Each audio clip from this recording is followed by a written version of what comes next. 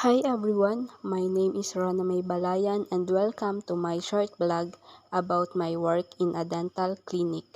Today, I'll show you some of the tasks I do to help keep everything running smoothly and safely for our patients. First, preparing materials. One of my main tasks is prepare the materials we use in the clinic.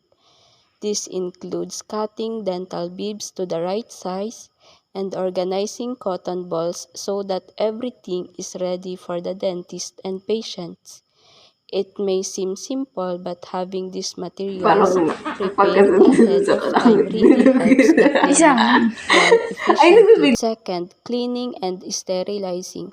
Another important part of my job is cleaning and sterilizing dental equipment.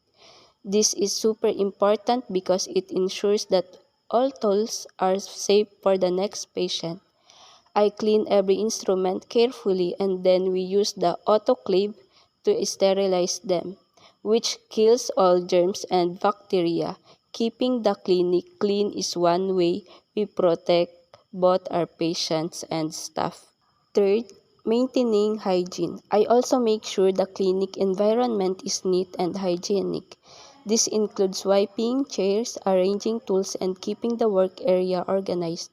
A clean clinic not only looks professional but only makes patients feel safe and comfortable. Fourth, handling records and files. I also help with patient records and files. This includes organizing, updating, and keeping track of patients' treatment history. Accurate records are very important in a dental clinic because they help the dentist provide the best care and make sure we follow up correctly with each patient. So that's a quick look at my work in a dental clinic.